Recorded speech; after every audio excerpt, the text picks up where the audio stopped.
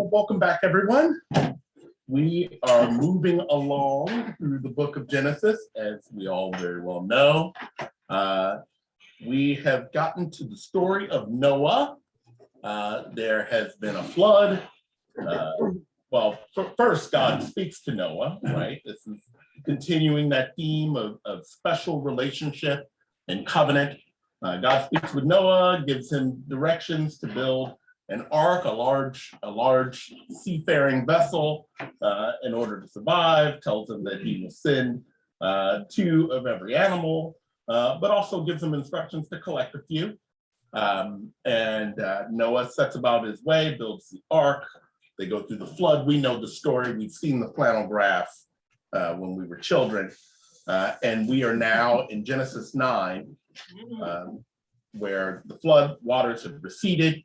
Noah and his family have left the ark, and God makes a covenant with Noah. And this is the first of what will become a reoccurring theme. God making a covenant with the people that he has chosen, the people that are set apart, the people that believe him and walk with him in their life. We read through the covenant last week, but I think it would be nice to go back over it again because there are definitely some points for us to talk about. So I'm going to read from Genesis 9, and I'm going to go from 1 until 17. So we're going to do a big passage here and take a moment to kind of reflect on the first of the first example of covenant that we see here. Technically the second example of covenant, because you could argue that God made covenant with Adam. But the first really, really highlighted covenant with humankind. God blessed Noah and his sons and said to them, "Be fruitful and multiply and fill the earth. The fear and dread of you shall rest on every animal on the earth and every bird of the air, and on everything that creeps on the ground, and on all the fish of the sea. Into your hand they are delivered. Every moving thing that lives shall be food for you. And just as I gave you the green plants, I give you everything. Only you shall not eat flesh with its life, that is, its blood. For your own lifeblood, I will surely require a reckoning. From every animal, I will require it, and from human beings, each one, for the blood of another, I will require a reckoning for human life. Whoever sheds the blood of a human, by a human, shall that person's blood be shed. For in his image, God made humankind. And you, be fruitful and multiply, abound on the earth, and multiply in it." Then God said to Noah and to his sons with him, "As for me, I'm establishing my covenant with you and your descendants after you, and with every living creature that is with you, the birds, the domestic animals, and every animal of the earth with you, as many as came out of the ark.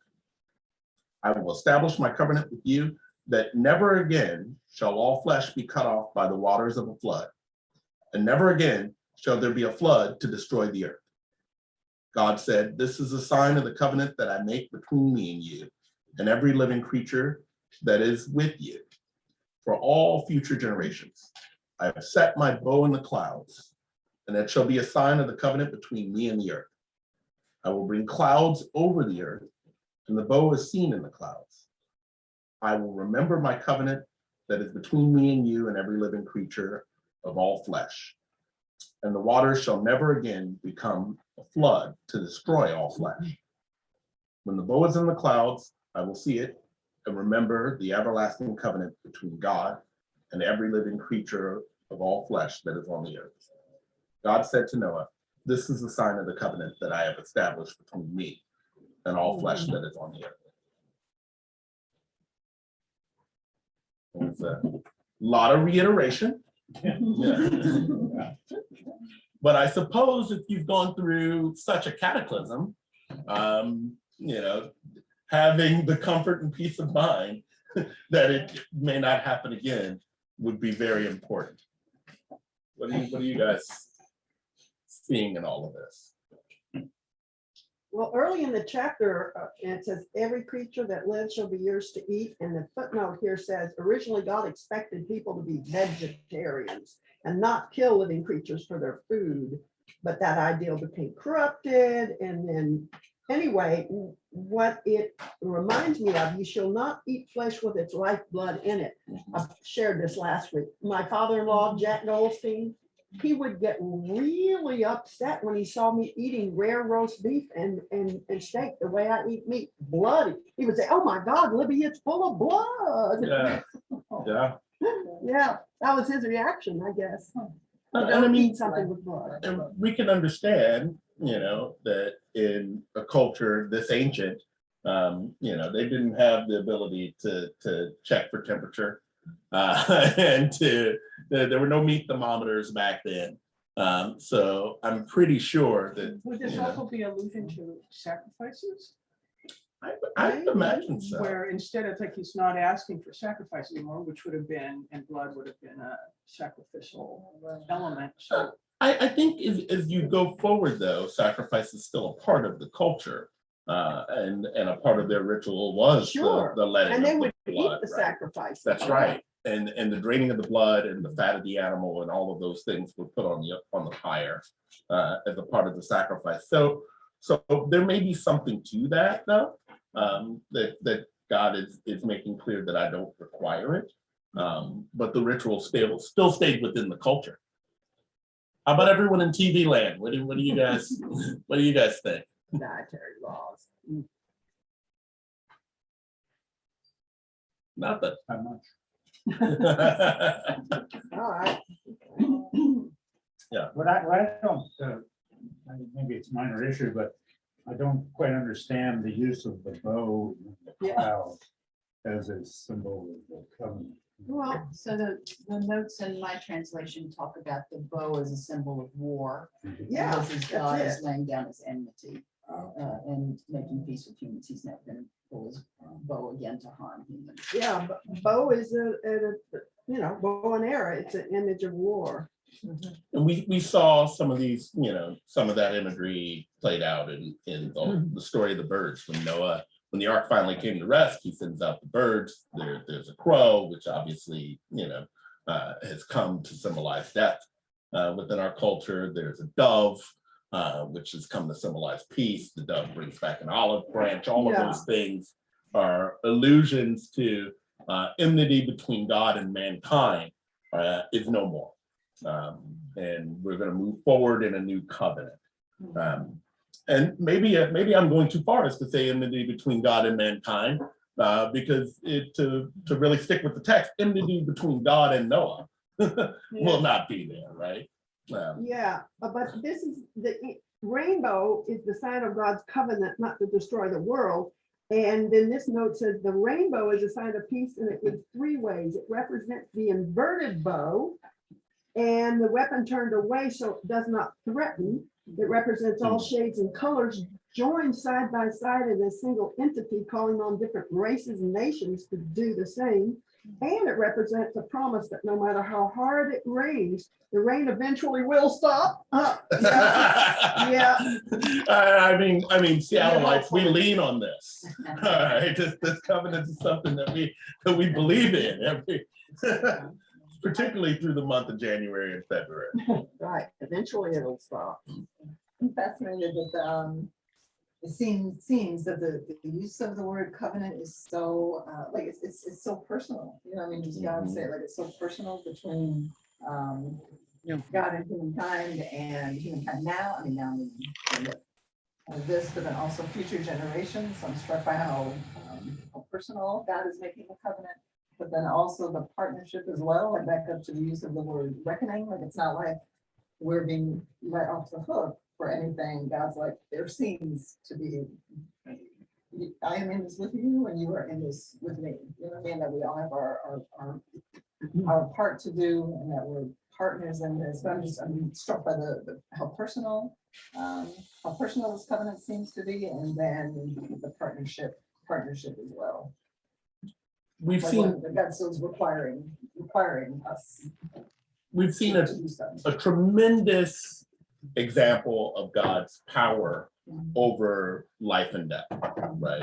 God, sends the floodwaters. Thank you very much for doing that, Mary. God sends the floodwaters and wipes out all flesh, and God has the power to do that.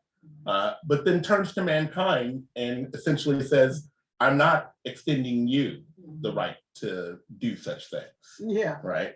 don't be like me. The one thing here is very clear, that God will brook no taking of human life. That is right at the forefront of this covenant. I have the power over life and death, and it's not something for you to snatch down from above. But let's move on. Just when you think Noah is on his way and doing well, let's hear about his family a little bit. Let's see here. If you've got your Bible with you. And Beck, you wouldn't mind reading from 18 to the end of the chapter. Okay. That would be great. 18 to 29. The sons of Noah who went forth from the ark were Shem, Ham, and Japheth. Ham was the father of Canaan. These three were the sons of Noah, and from these the whole earth was peopled. Noah was the first tiller of the soil. He planted a vineyard, and he drank of the wine and became drunk. He lay uncovered in his tent. And Ham, the father of Canaan, saw the nakedness of his father and told his two brothers outside. Then Shem and Japheth took a garment, laid it upon both their shoulders, and walked backward and covered the nakedness of their father. Their faces were turned away, and they did not see their father's nakedness.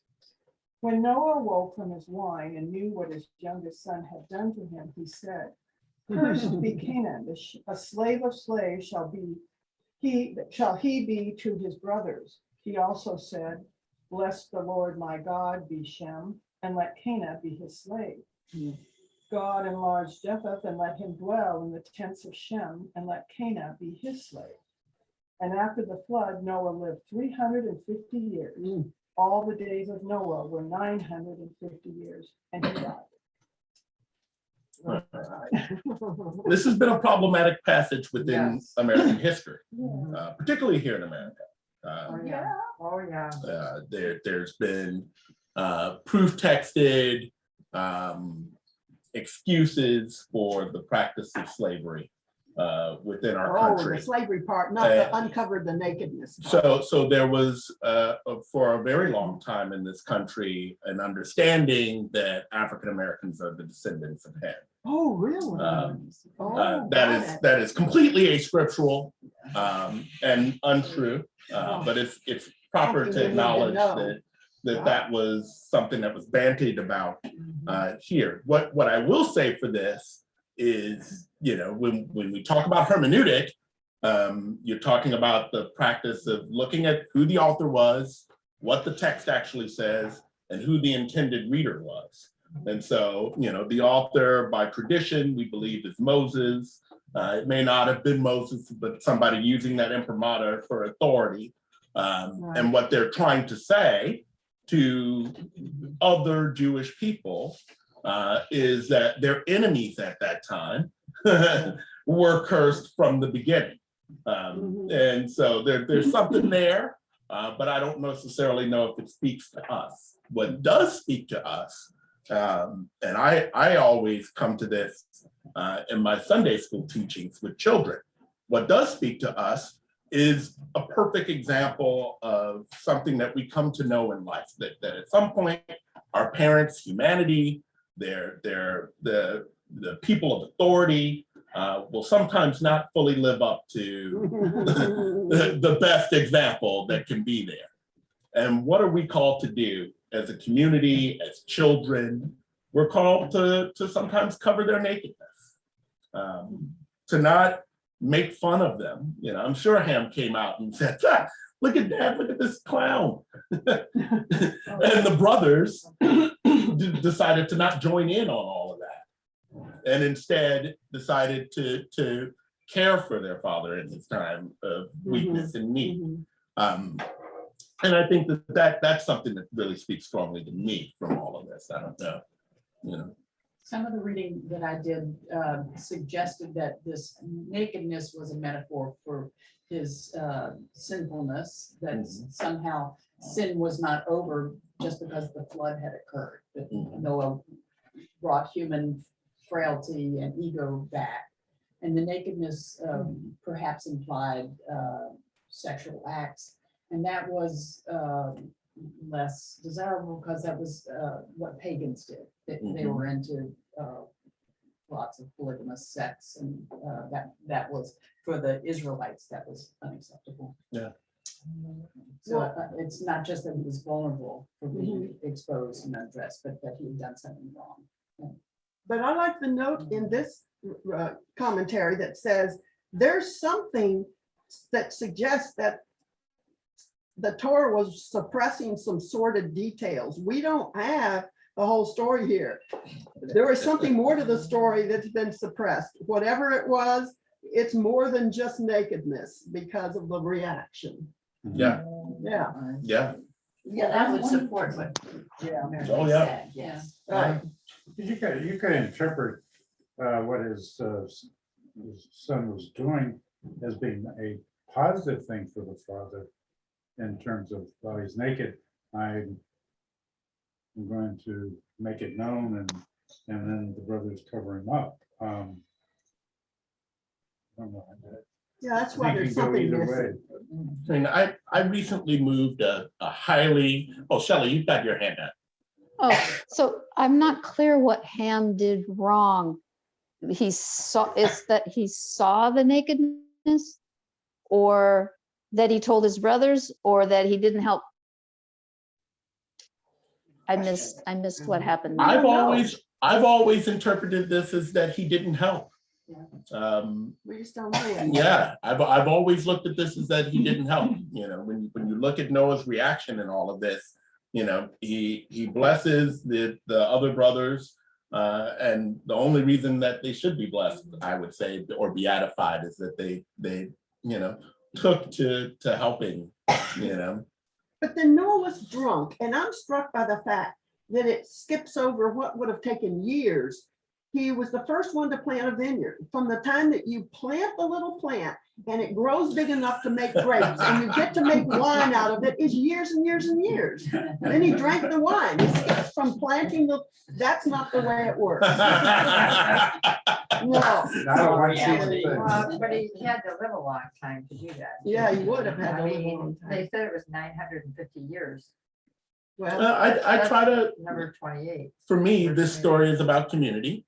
Mhm. And the story is about, you know, the workings of family. And in large part, it's about, you know, the forgiveness that we're to hold with one another, the grace that we're to operate with one another. That being said, right, not a lot of grace for Ham. The Oxford annotation is that it really is showing that family communications and breakdowns do happen. You know, whereas the cultural value would have been to protect your father, is a part of the tradition Mhm. in Judaism and many cultures. And the father could have done something like that was also very immoral, but that in some way you're not getting him off the hook with God, but you're protecting him in terms of his nakedness.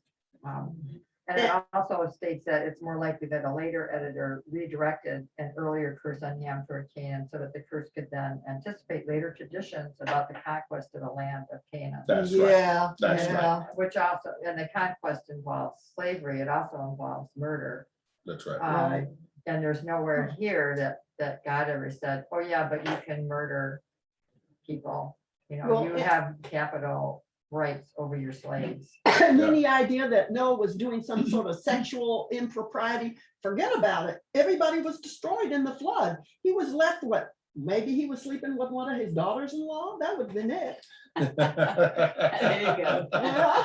You know, And I mean, Is that the implication that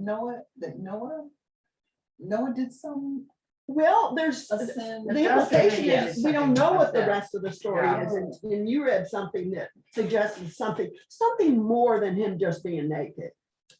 in the evangelical tradition that I grew up in, it was always assumed that it was a sexual impropriety. Okay. And it was assumed that it would have had to have been within the family, right? Because if you're a literalist, then everyone There's no else more was gone, you're right? So You're the like, only people The there. fish have survived and that's it. And that, so Ham is, for one interpretation, is that Ham is getting back at it, getting back at Noah for. No, I've always read that Ham almost even made fun of it. probably. But he certainly didn't do anything to Protect them. to protect his reputation. Right. It's a within the community. reputation thing, yeah. Well, For his personal embarrassment. So we're supposed to turn our heads when someone sins as opposed to looking at it and understanding it. Making fun of it. who knows? Yeah, well, within the context of the culture that they had, which was hierarchical, perhaps it was not his place to Okay, yeah. to go poking at or poking fun And at. it could also be just that you give your parents a dignity, even if they've done something wrong, and you can talk Right. about it later and say that was wrong. You could have, it could be a part of your value system, it was wrong. But you give somebody who did something You wrong, have to give respect. respect and Right. dignity. The other day I was reading about, there was some family where the children wrote an obituary for their father that was just absolutely scathing. Yeah. Like this man was a tyrant and this and that and the other, and we are relieved that he is no longer with Oh, us. that's bad. And there's a part of me who, I've got some family squabbles in my life.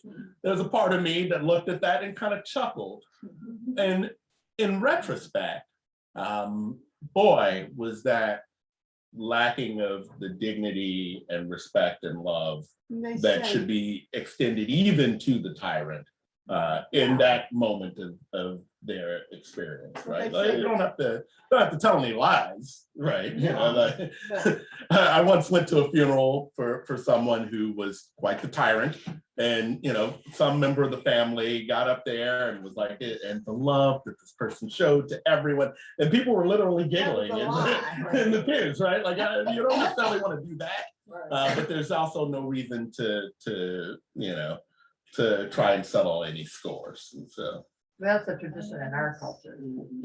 It's a cultural value. It's a cultural value for sure. But it could be looked at. yeah. Maybe truthfulness, there's a way of telling truth, both sides of truth, but not always hiding that which is inconvenient or unimportant or unacceptable is, I think we have to elevate it if we're gonna change it. I mean, I've had family members that people really didn't write an obituary for, or kept it just to that. Yeah. I mean. Yeah. It's hard to be My him. husband's family, yeah. It's hard to be him. I when you've got parents that have transgressed, it's hard to understand how to deal with that. There's a reason I always come to this story, by the way, when I teach Sunday school. The large and high divorce rates that we have in our culture, we need to have a bigger conversation about how to maturely handle who we are within families. And so, starting to get our children to spin their wheels about what that might mean for them as spiritual people is really important. Really I certainly had to walk through that, and this story was definitely a part of my, figuring it out. Wow, thank you for that. Wow. Let's see here. We should keep going. There's more to the Noah story. Genesis 10. Eric, if you don't have a baby there, would you mind reading? We can do Genesis 10. This is just a whole lot of this person descended from that person. Oh, yeah. But we've been fastidious enough to go through every word. So Right. let's continue. If you could go 10, 1 through 15, that would be awesome. 1 through 15. The chances I'm gonna get all these names right is 0, but That's perfect. You got them right. It's okay, Eric. Just say a lot of Irish names. okay. There you go. All right. So this is the Table of Nations. This is the account of Shem, Ham, and Japheth, Noah's sons, who themselves had sons after the flood. The sons of Japheth, Gomer, Magog, Madai, Javan, Tubal, Meshech, and Tyrus. The sons of Gomer, Ashkenaz. I wonder if that's where the Ashkenazi Jew. I bet, Definitely. yeah. Yeah, okay. Riphath. I didn't know Gomer came from somewhere either. Right. Riphath and Togarmah, the sons of Javan, Elisha, Tarshish, the Kittim, and the Rodanim. From these, the maritime people spread out into their territories by their clans within their nations, each with his own language. The sons of Ham, Cush, Mizraim, Put, and Canaan. The sons of Cush, Seba, Havilah, Sabta, Rama, and Sabteka. The sons of Rama, Sheba, and Dedan. Cush was the father of Nimrod, who grew to be a mighty warrior on the earth. He was a mighty hunter before the Lord. That is why it is said, like Nimrod, a mighty hunter before the Lord. The first centers of his kingdom were Babylon, Barak, Akkad, and Canaan. And Shinar, from that land he went to Assyria, where he built Nineveh. Rehoboth, Ir, Kala, and Rezin, which is between Nineveh and Kala, that is the great city. Mizraim was the father of the Ludites, Anamites, Lehabites, Naphtutihites, Pathrazites, Chalcihites, from whom the Philistines came, and Caphatorites. Canaan was the father of Sidon, his firstborn, and of the Hittites, Jebusites, Amorites, Girgashites, Hivites, Archites, Sinites, Arvadites, Zemarites, and Hamathites. Should pause for a second, There's no mention of the mosquito bites. I had to do it, man. I'm a dad. It's got to be there. A little comic relief. So essentially, we're getting a story of how these other great nations came about, right? Mhm. If the goal of the book of Genesis is to lay claim to the special relationship of the Hebrew people with God, you need to have an explanation for how these other people came about and how they built mighty kingdoms, right? There's an acknowledgement that, Nineveh was built and Rehoboth and all of these, other kingdoms were built yet from the same family tree.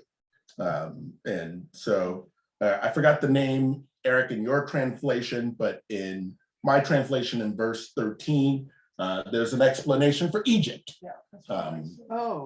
And so some level of understanding that these other cultures still come from the same family tree. So even though there may be some friction between us and them, these mighty cultures are still covered within Noah's covenant. They're still, our cousins. They're still a part of God's plan. Moving on, I'll read Well, I want forward. to say something about a Please. footnote that's important because it has to Please. do with what's called moral geography. Mm, In the Bible, low-lying land is always morally immoral. For mhm. instance, Sodom is supposedly at the lowest point on earth and represents the depth of human depravity. And Abraham goes up on the mountain to find God. And then it concludes with the fact that even to this day, Jews always talk about going up to Jerusalem, no matter where they come from. Yeah. Down Yeah. is bad in Yeah, moral yeah. geography. I thought that was very interesting. There's something to that within culture as we know it, right? I mean, the lowlands are always the places, yeah. Mhm. I mean, the most tawny communities are always at the top of the hill, you know? So, The note in my footnote says that it really, this list resembled later lists of people displaced by Israel and may be an addition from the same hand that directed Noah's curse toward Canaan. well, let's get forward. Let's continue on with this story here. I'll read forward. And the territory of the Canaanites extended from Sidon in the direction of Gerar as far as Gaza, and in the land of Sodom, Gomorrah, Admah, Zebolim, as far as Lasha. These are the descendants of Ham by their families, their language, their lands, and their nations. To Shem also, the father of the children of Eber, the elder brother of Japheth, children were born. The descendants of Shem, Elam, Ashur, Arpachshad, Lud, and Aram. The descendants of Aram, Uz, Hul, Gether, and Mash. Arpachshad became the father of Shelah, and Shelah became the father of Eber. To Eber were born two sons. The name of one was Peleg, for in his days the earth was divided, and his brother's name was Joktan. Joktan became the father of Almadad. Shelpheth, Hazarmaveth, Gerar, Hadoram, Uzal, Diclal, Obal, Abamel, Sheba, Ophir, Havilal, and Jobab. Gotta pause there. That's interesting. All these were the descendants of Joktan. The territory in which they lived extended from Mesha in the direction of Sephar, the hill country of the east. These are the descendants of Shem by their families, their language, their lands and nations. These are the families of Noah's son, according to their genealogies and their nations, and from these nations spread abroad on the earth after the flood. Right. So, I mean, that story is just to anchor the people. Eric, did you want to say something? Yeah, it's just kind of curious how all of these men were created without apparently any women. Right. Yeah. Yeah. There's not a woman mentioned in this whole thing. Yeah. I have a theory on the story of Noah. This is one, and Bill, you got to forgive me. This again is one of these places where I don't think that the story is actually literal. Yeah. I believe that there was a great flood. I believe that it wiped out Noah's community. I believe that Noah made provisions for the animals that he could find and the things that he needed. He boarded the ark and he migrated. And at the end of that migration, there may have been other people who too migrated because of the flood. You see it within the narratives of so many other cultures and things. And so, you know, to that, I say that there quite possibly were more women, more people to help with this repopulation thing. And there's no place necessarily within the scripture where it says that you know, it says just directly that God made a covenant with Noah. That Noah is to be set apart and has a special relationship with God. I don't know if that necessarily does not comport with other people being around. Just like the Garden of Eden, you know, that was a special place for special people who had a special relationship. People outside of that. But there had to be other people. Yeah. So Otherwise Cain couldn't have gotten a wife. So that's my feelings on this. I don't know where other people stand on that. I mean, God is God. So I mean, he could have just created more people right there on the spot. So either way, you know, it is how it is. But it does mention here that Eber was a son of Shem, and if you look at the map, you can see that Shem is where all of Israel is located. And that word is probably related to the word Hebrew. Yeah. So it's really setting them up to Hebrew, be oh, chosen, interesting. setting them up to Mhm. be favored in some way based on the behavior of an ancestor. Japheth, people were in Eric's translation. I don't know what translation you had there, Eric. They were described as wayfarers, I believe, or seafaring people, or something of that nature, which I found very interesting. Well, they're between the Black Sea and the Mediterranean because they're taking up all of what would be Turkey and Iran Yeah, and Iraq. yeah. Yeah, historically, there, in the Eastern Mediterranean, there was a people called the Sea Peoples. It's not known who exactly they were, but they were marauders in, I think, third or fourth century BC, came in and destroyed a lot of civilizations. This might be a reference to those people.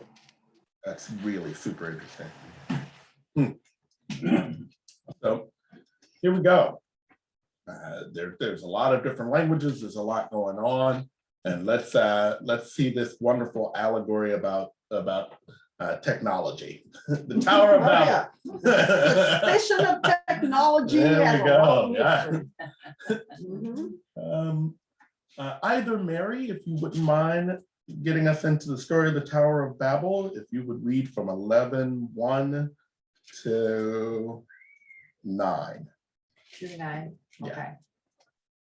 Now the whole earth had one language and the same words. And as they migrated from the east, they came upon a plain in the land of Shinar and settled there. And they said to one another, come, let us make bricks and burn them thoroughly. And they had brick for stone and bitumen for mortar. Then they said, come, let us build ourselves a city and a tower with its top in the heavens, and let us make a name for ourselves. Otherwise, we shall be scattered abroad upon the face of the whole earth. The Lord came down to see the city and the tower which mortals had built. And the Lord said, look, they are one people and they have all one language. And this is only the beginning of what they will do. Nothing that they propose to do will now be impossible for them. Come, let us go down and confuse their language so that they will not understand one another's speech. So the Lord scattered them abroad from over the face of all the earth, and they left off building the city. Did you say 2:9? Yes. Yeah.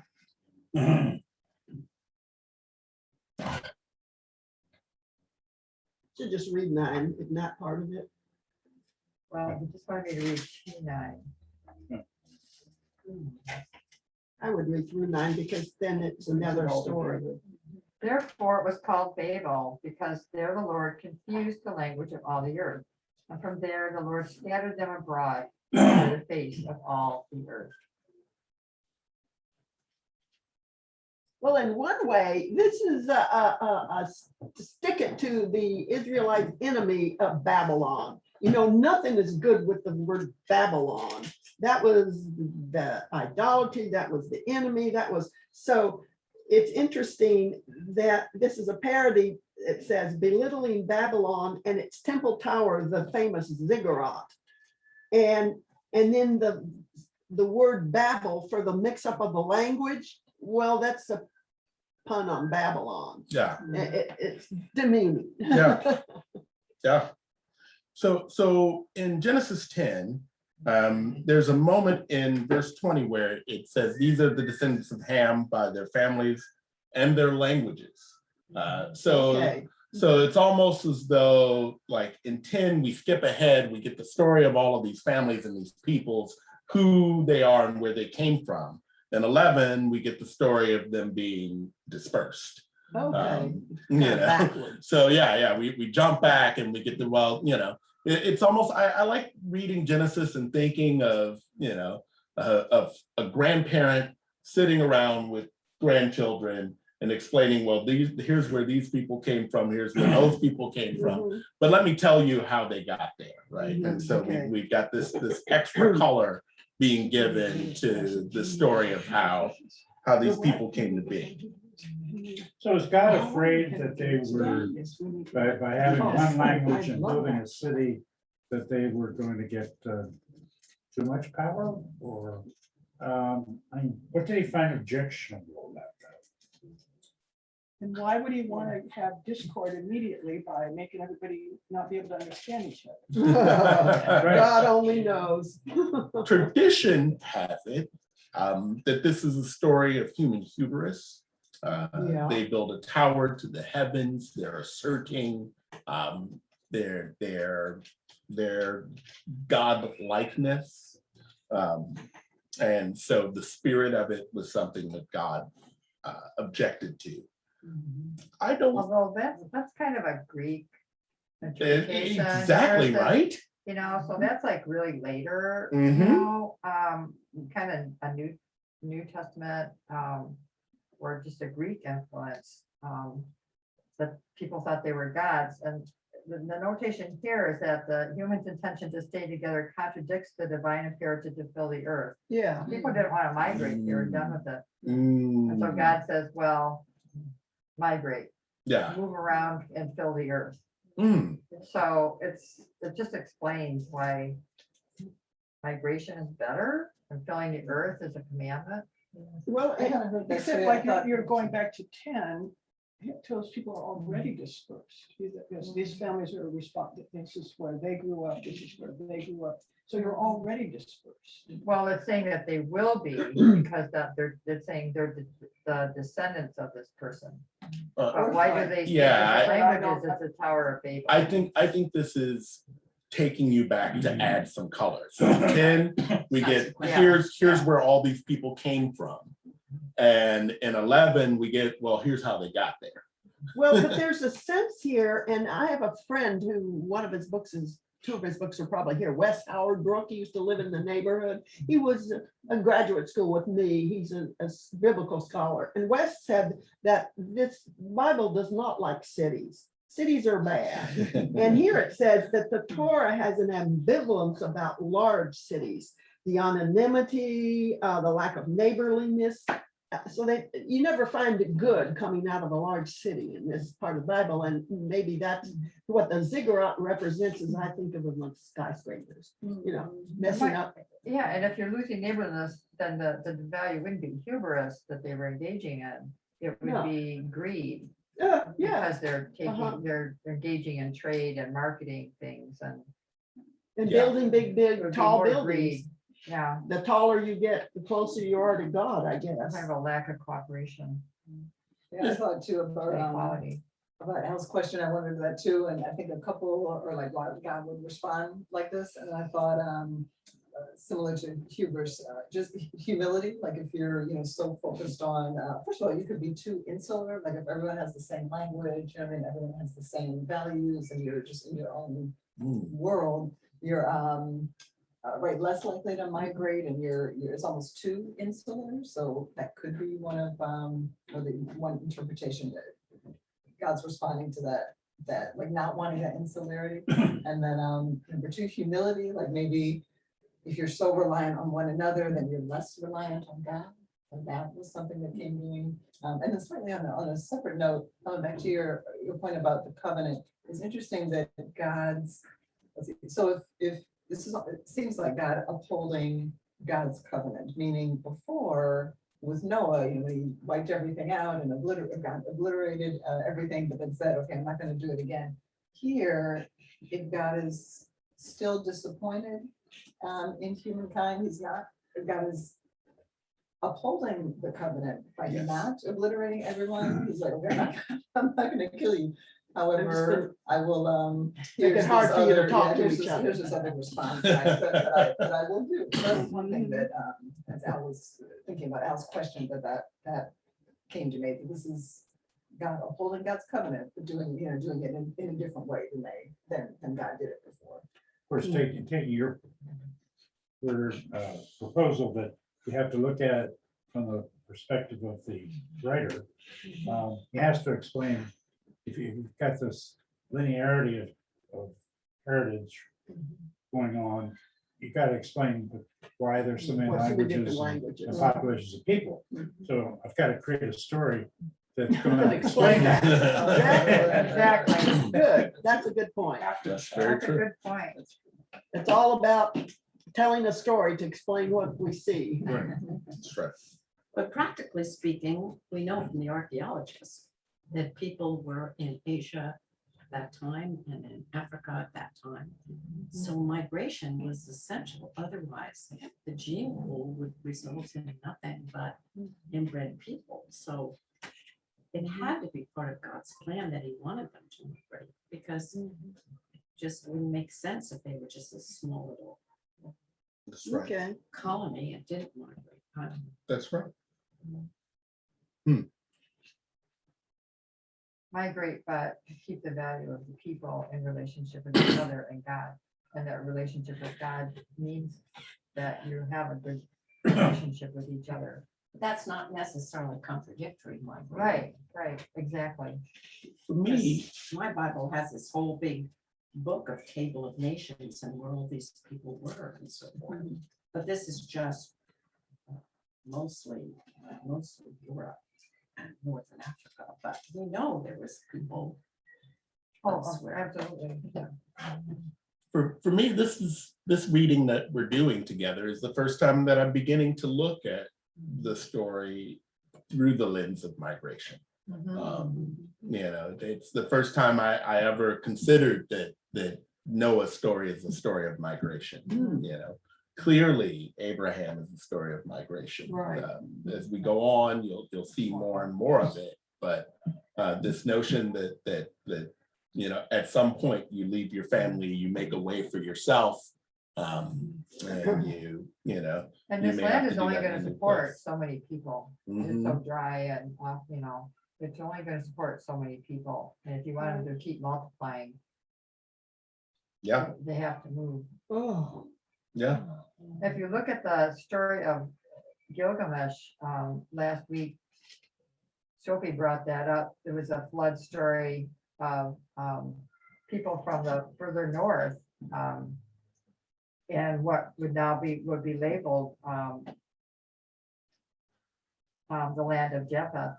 That Gilgamesh had a very different story. He was a hero, but he was a hero who was part God. He wasn't, so there's no humility.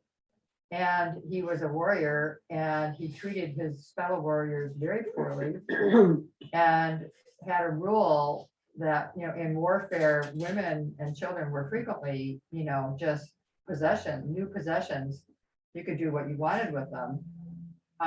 And Gilgamesh supposedly had a rule that he could have sex with any woman who wasn't married.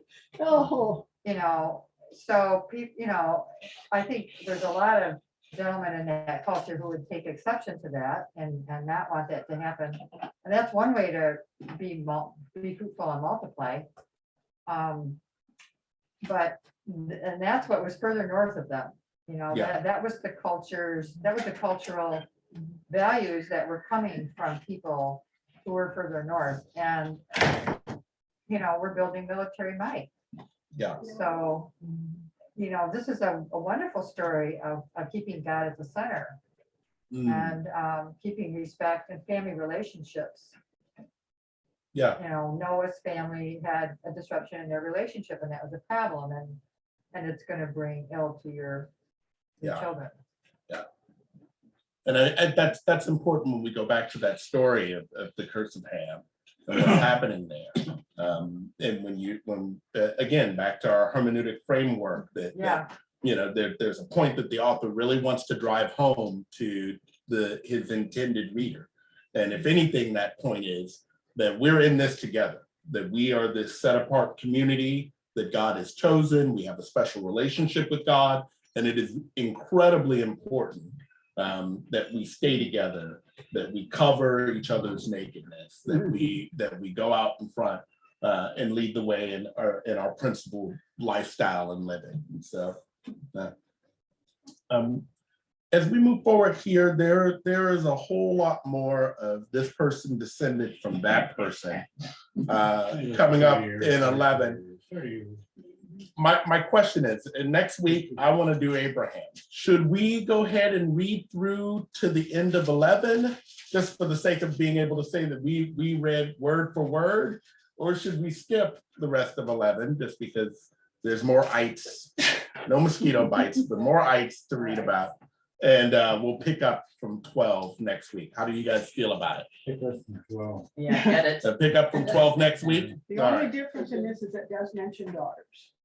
There are daughters. All right, well. Sarah's name comes. All right. We shall read it. Let's read it. We'll do that. Well, We'll we do can that. read one, we can read one little chapter, one verse, because there's several mentions. No, Primary daughter. and Beck, if you can read to 13, I will read from 14. And then, actually, yeah, if you could read till 13, and then we'll stop right there. These are the descendants of Shem. When Shem was 100 years old, he became the father of Arpachshad 2 years after the flood. And Shem lived after the birth of Arpachshad 500 years, and he had other sons and daughters. When Arpachshad had lived 35 years, he became the father of Shelah, and Arpachshad lived after the birth of Shelah 403 years and had other sons and daughters. The story of Shem is important here because, this is the direct lineage to Abraham. So I'll read on a little bit more because we are going to do the Abrahamic story coming up next week. When Shelah had lived 30 years, he became the father of Eber. And Shelah lived after the birth of Eber 403 years and had other sons and daughters. When Eber had lived 34 years, he became the father of Peleg. And Eber lived after the birth of Peleg 430 years and had other sons and daughters. When Peleg had lived 30 years, he became the father of Reu. And Peleg lived after the birth of Reu 209 years. We see, just to stop for a second, we're starting to see these ages descend. Yeah, from 900 to 700, now we get down to 200. Yeah. Is that just to confirm that this isn't a one-time thing, that we are establishing a community and it's lasting and going forward, not just Yeah. 35 years, but we're looking at history behind here. that Yeah. This is a lasting relationship. Yeah, I think that's the way it was done. most definitely. It's all pointing to Abraham, that's all. Right. And Peleg lived after the birth of Reu 209 years and had other sons and daughters. When Reu had lived 32 years, he became the father of Serug. And Reu lived after the birth of Serug 207 years and had other sons and daughters.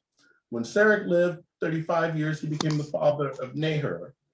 And Serug lived after the birth of Nahor 200 years and had other sons and daughters. When Nahor had lived 29 years, he became the father of Terah. And Nahor lived after the birth of Terah 190 years and had other sons and daughters. When Terah lived 70 years, wow, he became the father of Abram and Nahor There he is. and Haran. Now, these are the descendants of Terah. Terah was the father of Abram, Nahor, and Haran. And Haran was the father of Lot. Wow. Haran died before his father Terah in the land of his birth, in Ur, in the Chaldeans. And Abram and Nahor took wives. The name of Abram's wife is Sarai. The name of Nahor's wife is Michal. She was the daughter of Haran, the father of Michal, and Isaac, and Aicha. And my Hebrew pronunciation is horrendous. Yeah. Now Sarai was barren, and she had no child. Terah took his son Abram and his grandson Lot to the son of Haran and his daughter-in-law Sarai, his son Abram's wife. And they went out together from Ur of the Chaldeans to go to the land of Canaan. But when they came to Haran, they settled there. The days of Terah were 205 years, and Terah died in Haran. Okay. So essentially, we've got a story of a patriarch, a descendant of Sham, who is leading a semi-nomadic, I say semi-nomadic because they did settle somewhere, but a semi-nomadic group around in the land close to Israel, what we know of as Israel today. And so we've got the makings of the Abrahamic covenant that we're going to get into next week. But in an effort to be sensitive to everyone's time, let's pray. All right.